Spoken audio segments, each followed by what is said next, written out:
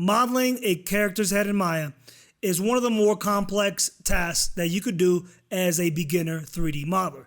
Not only do you have to get the anatomy right for it to actually look like a human being, but you actually have to get the right topology for it to deform, thus animate properly.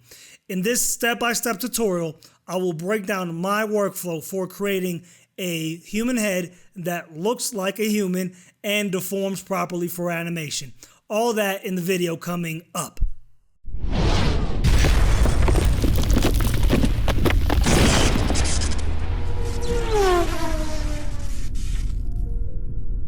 What's going on, you 3D modeling beasts? This is JL Musi, and welcome to my Maya character modeling tutorial. And today we're going to be basically focusing on the head. We're going to be creating a human head from scratch. If you notice the change in the background, I'm actually not even home. I'm actually on vacation working on this video for you guys, but I'm in Aspen, Colorado, just doing some hiking, some outdoor activities. And I'll probably make a Facebook post about it, so you can go ahead and check out my Facebook page if you want to see some pictures of the trip. So I decided to make this video a little bit different than what's floating out there. I remember when I first started character modeling, most of the videos would consist of basically just watching somebody model a head from scratch and then just talking through the process. And I would watch the videos and then I would be like, well, yeah, I got this. And then my character or my head, maybe the proportion was different, maybe the gender was different, but things wouldn't really match up. So essentially what I was trying to do is trace a pattern, an Edgeflow pattern that they had on their video onto my character, and my character was slightly different. I'm also going to be sharing the files, and you could actually use these as a Edgeflow guide or companion when creating future projects within Maya. So without further ado, let's get on with the video. I'm going to start by giving you a brief overview of the tutorial and really just highlight the areas that I think are most important. Here I have the first two passes.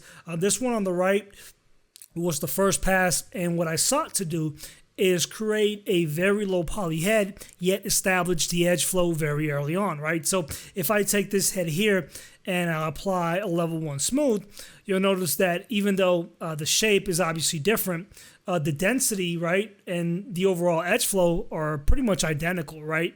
So for that reason itself, I'm not going to spend a lot of time on that second pass or narrating over it, besides maybe showing you some extra edge flow work that I did for creating the nose and maybe some details around the lips, right?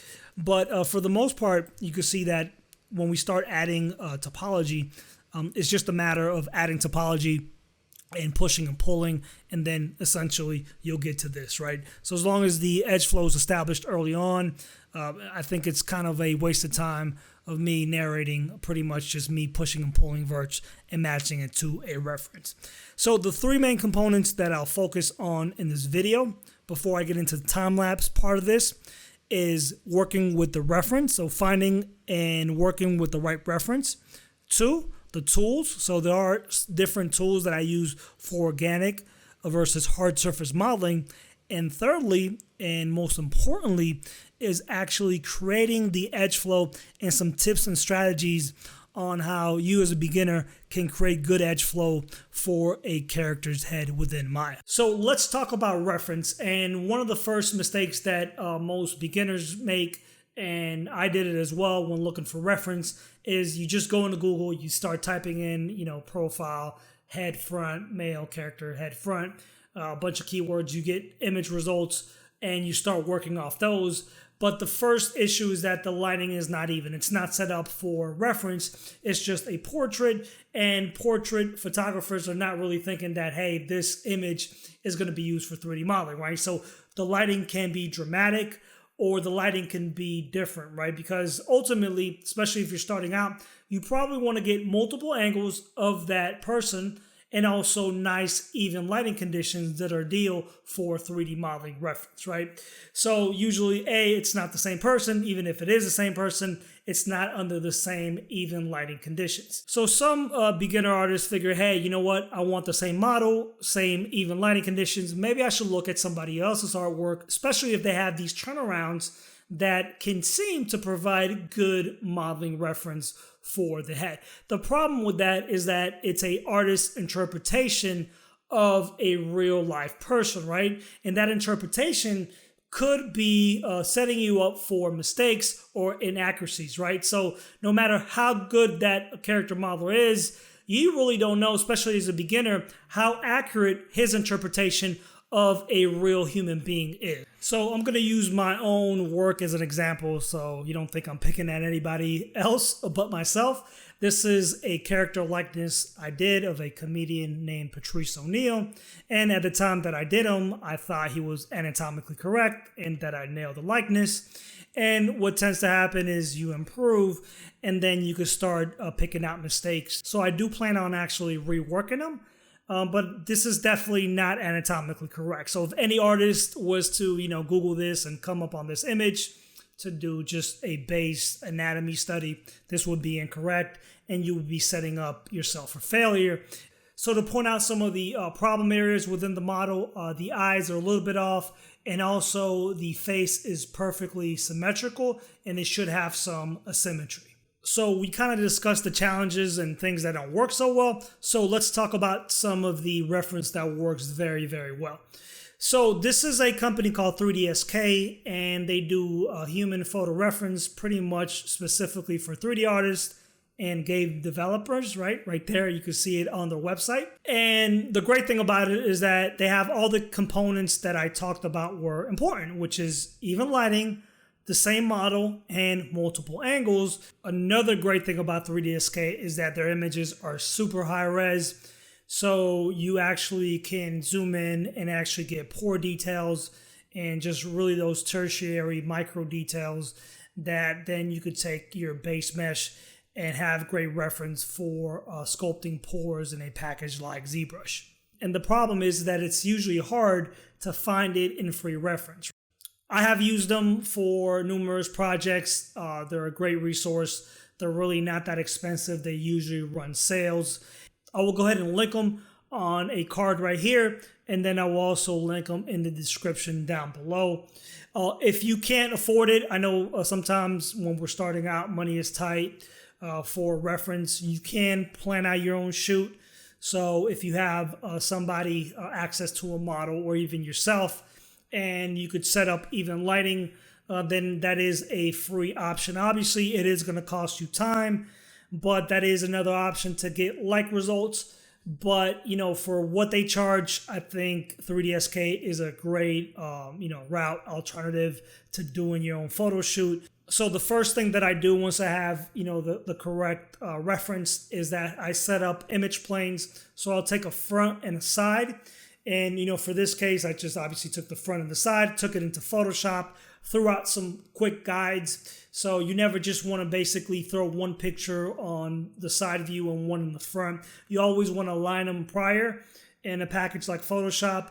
And you could throw some guides. Usually, 5 to 6 guides will do the trick. You align things like the eye. Now, when you're basically setting this up, keep in mind, just because you have good reference doesn't mean that it's going to 100% line up. There is some built-in distortion to cameras.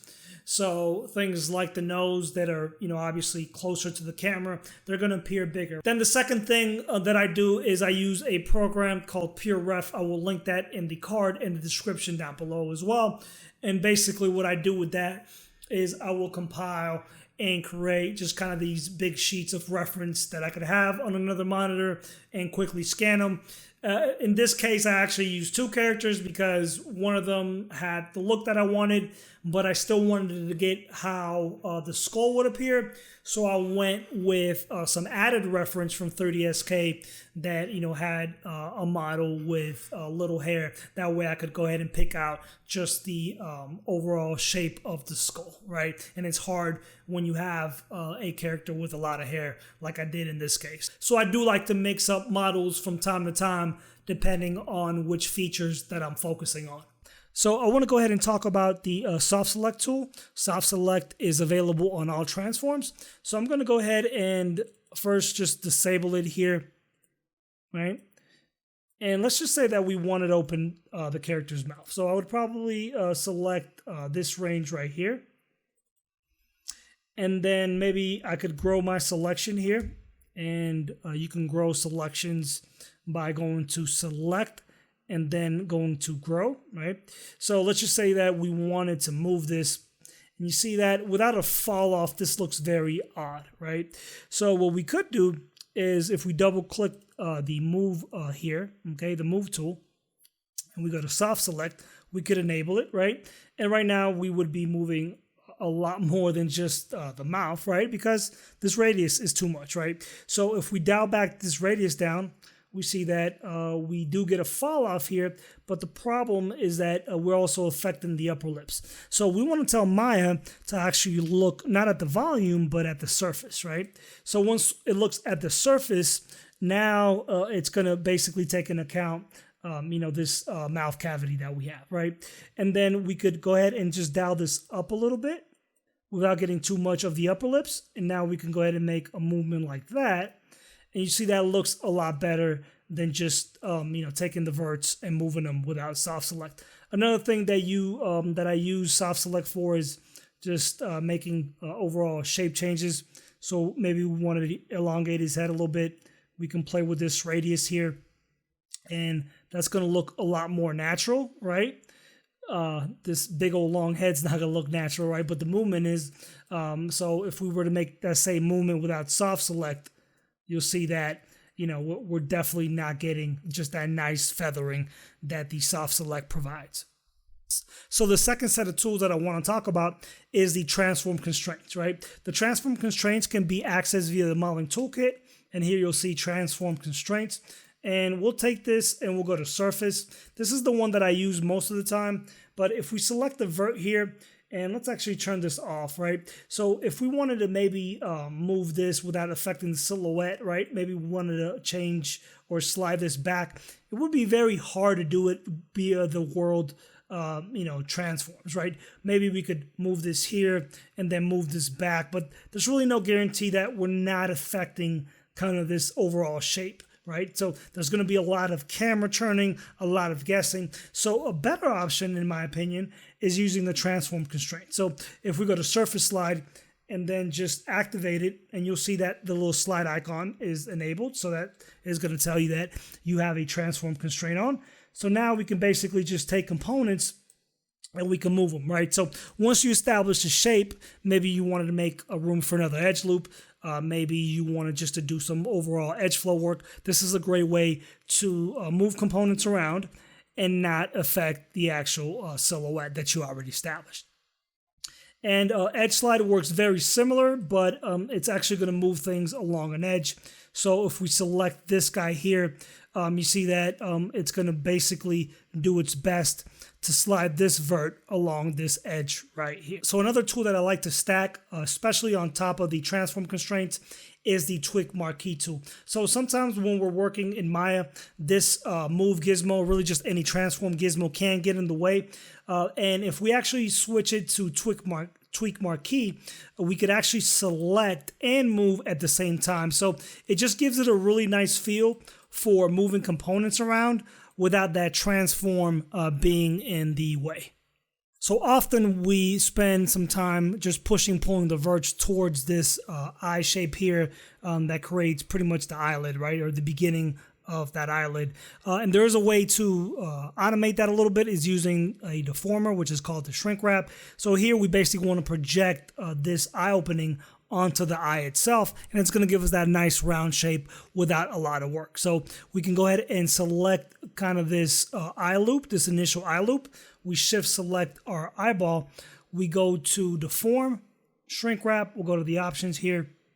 So if we reset the settings, it's going to be toward inner object. I like to do closest, and if I go to create, you see that it took our eye here and projected it onto the sphere. If you grab these verts, as long as the deformer is active, or you don't basically delete the history, is that it's still going to be projected or shrink wrapped onto this eyeball, right? So it does give you a little bit of power, a little bit of flexibility. The other thing you could do is just basically create a live object and basically use quadra. But I do like using the shrink wrap deformer. And then once you are done, what you could do is just delete the history, and now you'll be able to basically give it a little bit of offset. So we can go in here and just push and pull along the normal. And for that, that's another thing that I use a lot, especially with organic modeling. And we can do a control middle mouse click. It actually tells you how to do it when you first select the move tool at the bottom. Use manipulator to move objects, control middle mouse, drag to move components along the normal. So that's a great built-in shortcut that allows us to push and pull along the normal, especially if we want to peel off, a specific surface, right? So now you see that. And obviously we're really low res, so that's why we're kind of still penetrating through this eye sphere. But that is pretty much the shrink wrap. The lattice is great for once you established an overall shape, especially when you have, little holding edges like this, little details. It works really good in making big, broad changes instead of select inverts, right? Because at a certain point, select inverts, whether you do a soft select or you're using brushes, it can get messy. But with the lattice, you could basically select, let's just select the head here. We'll go to lattice. Let's go back to show all here because I do have a filter. But the great thing about the lattice is that you could tell it how much divisions you actually want. So if you go to the options here and we go here, we could actually up these divisions. So depending on how much changes you want, you could basically control these this lattice box, and it's going to give you more points to push and pull. If I want just bigger, broad changes, right? I usually go with just maybe a 4x4. So I keep my lattice relatively low in divisions. But from here, we can right click, we can go to lattice point, and then we can start making changes. And then depending on the proximity of those lattice points. So this is great just to make overall changes. Maybe you want to add some asymmetry towards the end of the modeling process, right? Just to give it that extra realism. I would definitely consider using a lattice for that. The cool thing also about the lattice is that you can go into different components. Maybe we want to give this eye loop just a lattice on its own. So we'll just select these faces here. And then I'll grow the selection here. Right? So maybe we just want to work on this side of the face. If we go to lattice again, you see now that we have just a lattice for those faces, right? So you can get a lot of control by selecting components, but also, tweaking the number of lattice points. And then once we are done, if we simply select the lattices and delete them, just like any deformer, if you delete it without deleting the history, it's just going to revert back to its initial shape. So if we want to bake the changes, so if we select our head right here, we go edit, delete by type, and history. Now the lattices are deleted and those changes are baked in. So the second set of tools I want to talk about are the sculpting brushes, and I use mainly two a lot when creating characters within Maya. Those brushes are accessible via the mesh tools, sculpting tools, and we're going to talk about the relax and the grab tool, and I actually just added them to my shelf, right? So we're going to go ahead and start with the grab, and it's going to ask you to select the polygon mesh. So we'll click our mesh. And now we have the grab tool enabled. If we double click the brush here, we'll get to the options. And that's really any tool that I covered here. If you double click it, you will get to the options.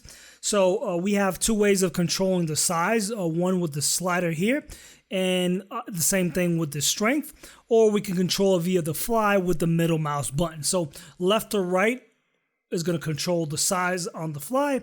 And then middle mouse click up and down is going to go ahead and control the strength of the brush, right? Usually I like to have my strength just kind of on the upper side, and then I like to control my size pretty much on the fly. We also have a symmetry option that I'm going to enable. So we'll do symmetry across the X, and we can go ahead and move with symmetry, which is nice. We have a constraint to surface. It's basically going to slap a transform constraint on. And we kind of talked about those earlier. So it's not really going to push and pull off the silhouette.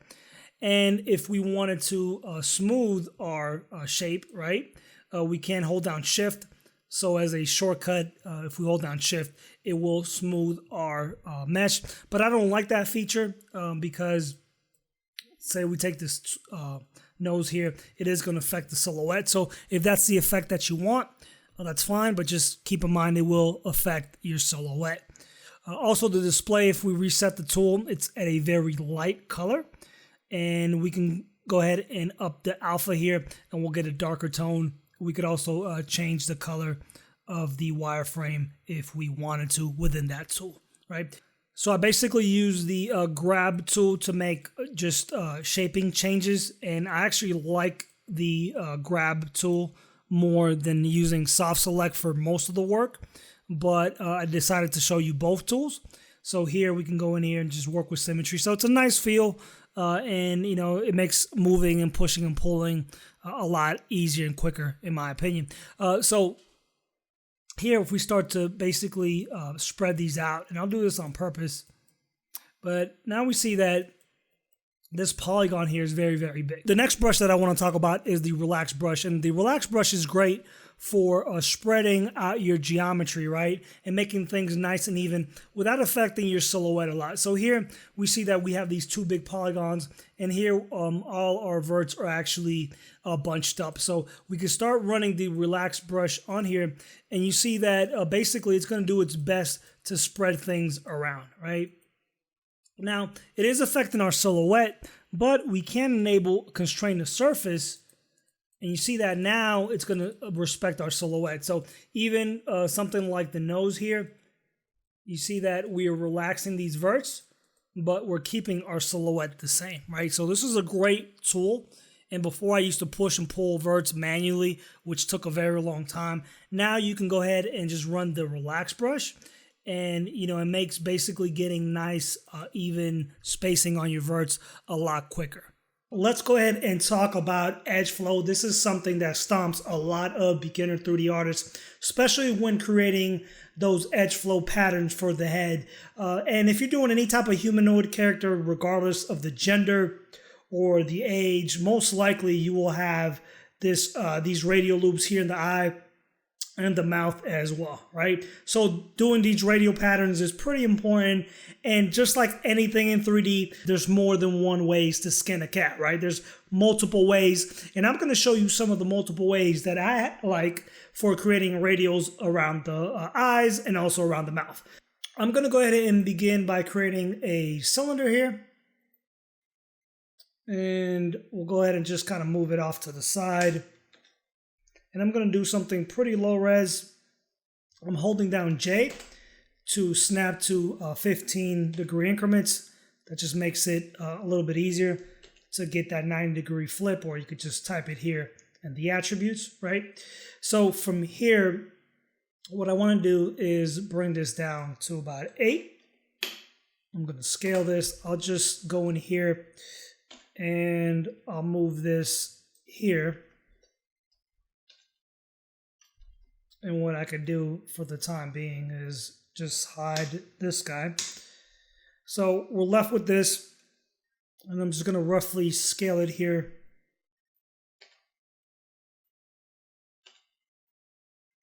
And then we could just elongate it. I'm not going to spend a lot of time shaping this. I just want to get the point across of how to create that initial edge flow, that radial edge flow. So that looks good. And then from here, I can just select all the faces. So I'll hold down Tab to paint, Control Shift I. So if we go here, and let's redo that. So Control Shift I is going to inverse the selection. You can go here as well, select, and then we could do a inverse, and there's the shortcut. So we can go ahead and delete. From here, we could just basically take this and then extrude out.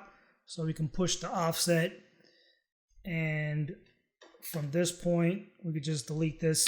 So I just took this shape here and I quickly vert snap just to get the placement a little bit more like an eye would.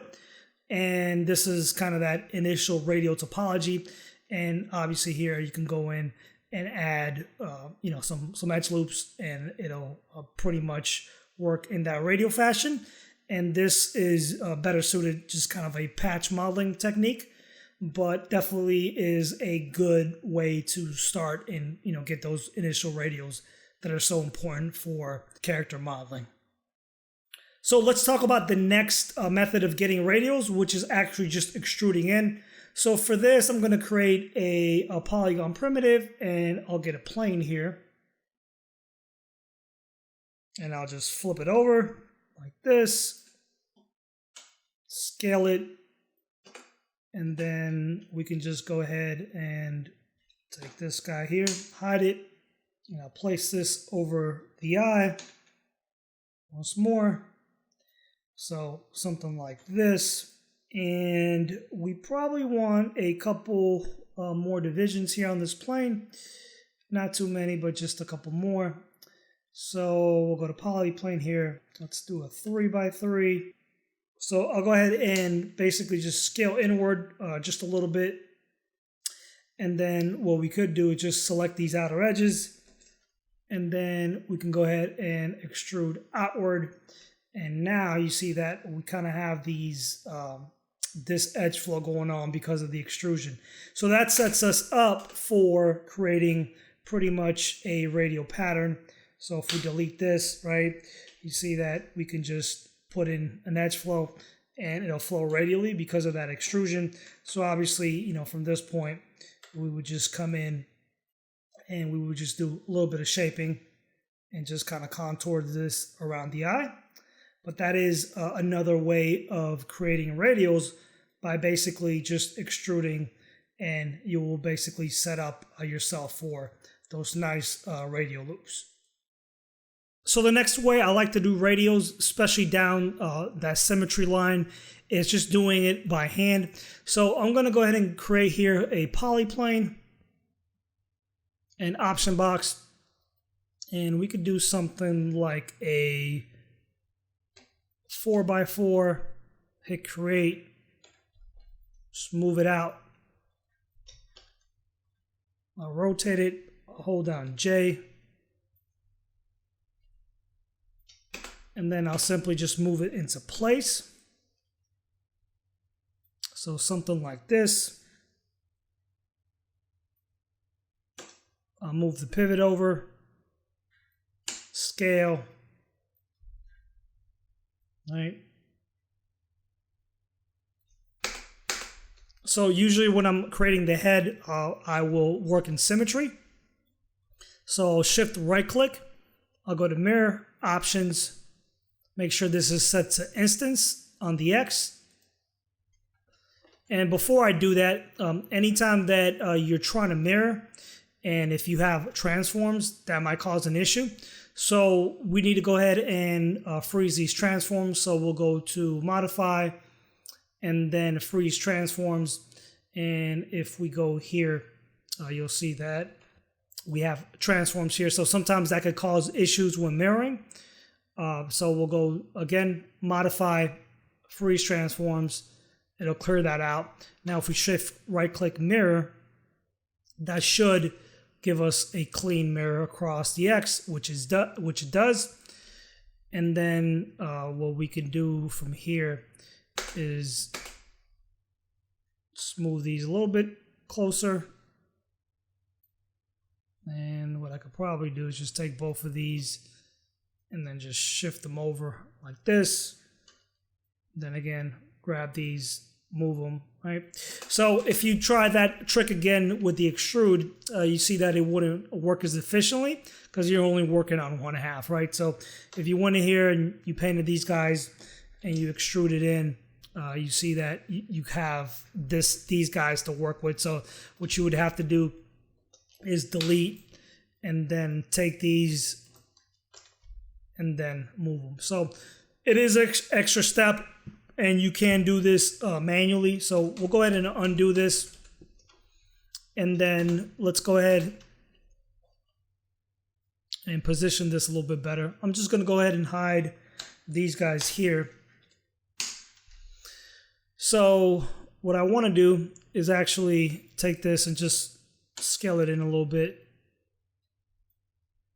And one thing to note about instances, that's what I'm working with, is that they kind of work like a blend shape, where on object level, it won't update, but on component level, so if we take the verts here and then move that pivot, you see that it will go ahead and update, right? So if you're working with instances and you're not seeing things update, just make sure you're working on a component level versus a object level, right? So what I'm gonna do is I'm just gonna kind of focus on this loop here, or this edge here, and I would probably just go in vert mode and maybe place these where they need to be, a little bit closer. So something like this, right? And then from here, you can just go ahead and use the detach tool. So shift right click, we can detach the components here. So you'll get a thicker blue edge. That means that they're no longer connected. So we can move this and you see that we can pull that gap out. So I'll go ahead and do that. Just pull out a small gap just to visually separate these pieces. All right. So from here, we can do the same thing manually, right? So we see here that obviously we have kind of this pinching here and there's not much quad. So in order to get this routed properly, I'm going to go ahead into the multi-cut tool. I'll take this guy here and throw it in this corner. And then from here, I'll take this guy and I'll go here. All right, so I'll delete that.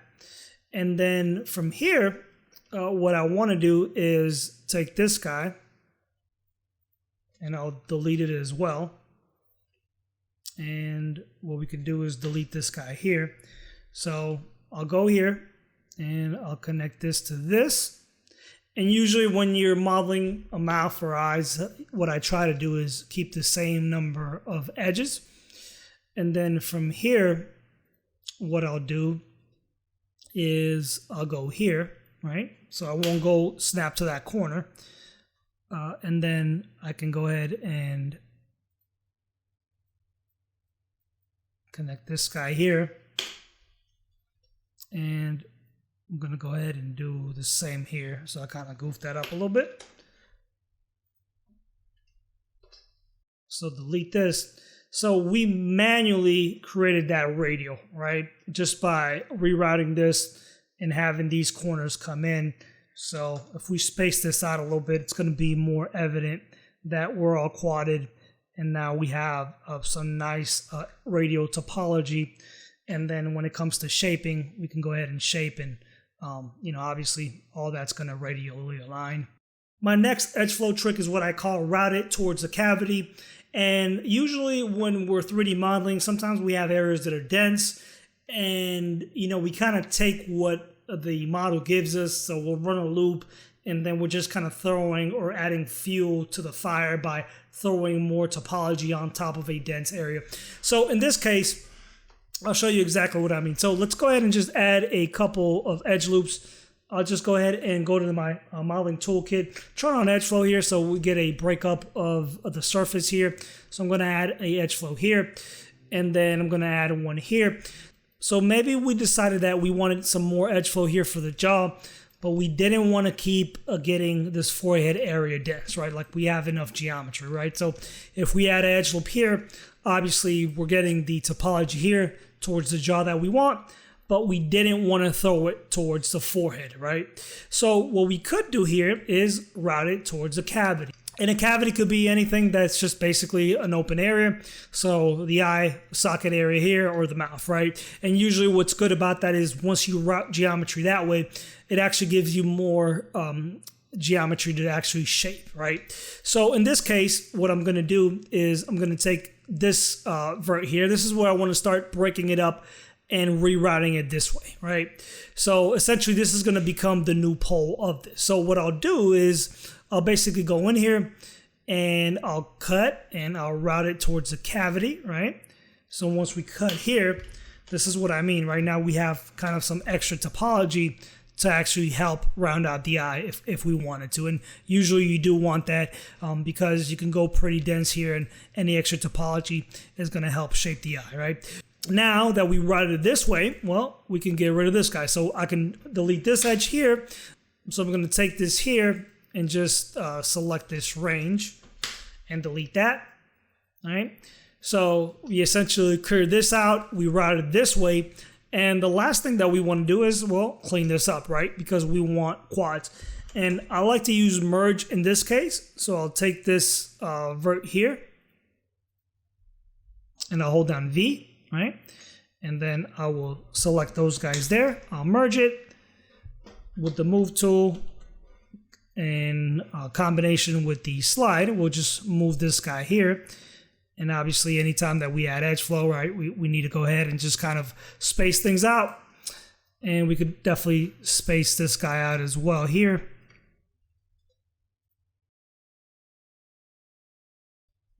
But we essentially routed, this guy this way, right? We kept all the edge flow here that could possibly help us with a jaw movement. But we deleted this guy here and we kept the forehead pretty light.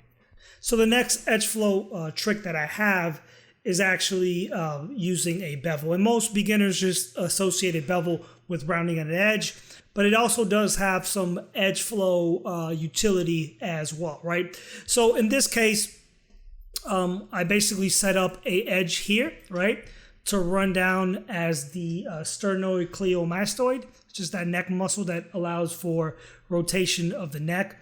Usually on males that are pretty jacked, pretty muscular, it's prominent, and also females as well, or individuals with lower body fat percentages. That becomes very evident. So here, what we could do is, as long as we have kind of this edge flow running, right, for that neck muscle, what we could do is just select that edge, right, and if we apply a bevel to it, we see, now that we have that edge flow, and then from there, obviously we could go ahead and shape it. So that's pretty much it. This is how you could use bevels with character modeling in order to set up edge flow for muscles. So I'm going to go ahead and start with a cube and give it a level 2 smooth. And basically I like doing that because if you create a sphere, you have those nasty poles, and if you start with a cube, it takes a lot of shaping. So the smooth does a good job of just getting a general shape, and you avoid those poles. I extruded to basically get the jaw, and then again, I extruded the eye sockets in to start that radial loop.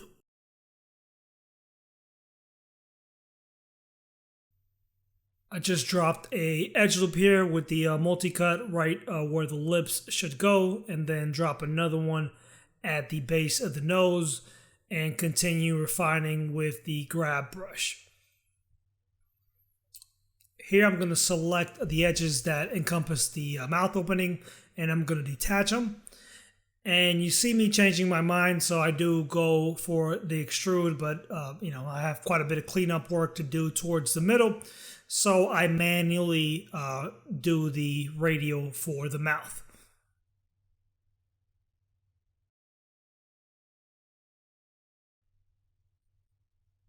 So anytime that I add and I want spacing, I'm just using the relax brush. Shaping the lips, now that those edges are detached, I can get a little bit of spacing. And anytime that I add geometry, I will move and adjust that new geometry to better fit my reference. So, there should never be a point where you're adding geometry and leaving it there. Again, I'm doing another radial loop manually, and then I'm merging those two verts to get the radial to work. So I'm doing some spacing for the nose, and then I'll just take those and I will extrude. And sometimes I will extrude and just clean up the middle. Depends how I'm feeling. So I'm extruding out the nose, hitting D on the keyboard, moving my pivot. I can go ahead and rotate, and that's going to give me that initial slant. Here I'm just working the radials for the ear. Extruding out the neck, and then extruding the other part of the neck, and then basically I'll take those verts and merge them. Setting up the neck muscles, and then just extruding the base of the neck along with the traps, and moving everything to fit a little bit better.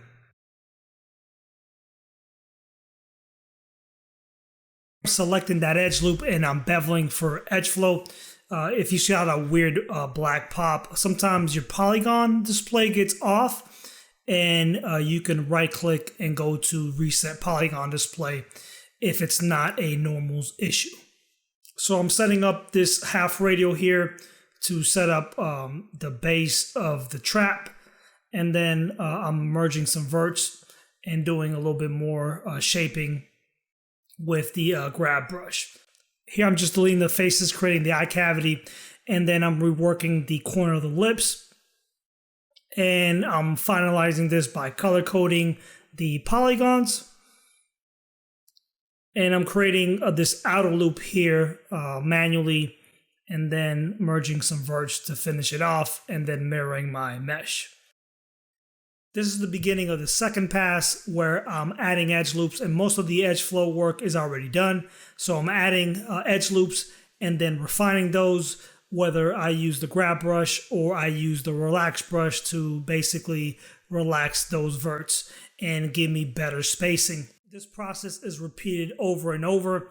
I do some more edge flow work on small areas as the mesh gets denser, mainly the nose, the lips, and the eyes, and that's kind of one of the areas that I focus on a lot. They're very important. One thing you'll notice on areas like the nose, I work it bit by bit, so I kind of shape it, leave it alone, come back. I really don't worry about having perfect edge flow or leaving, n-gons or maybe even tries. So I basically do some shaping, do some edge flow, but I go back and refine other areas, and once those areas get more dense, I kind of have more topology and more edges to be able to connect to that denser nose area.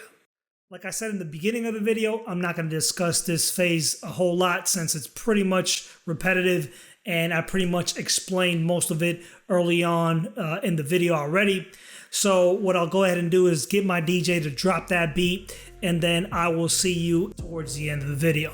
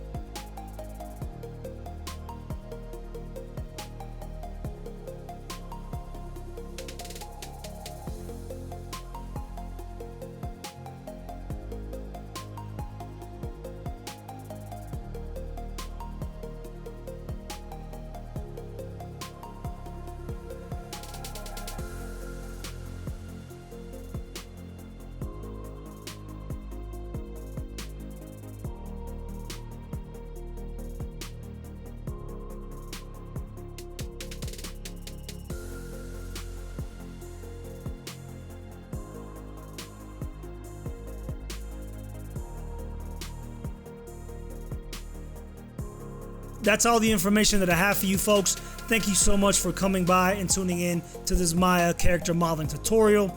And please let me know in the comments down below what you thought about the video and this new format. Ultimately, I made a character modeling tutorial that I would have liked to see as a beginner when I was first creating characters within Maya. If you're new around here, please consider subscribing for more videos like this. Until we meet again, folks, I will catch you next time.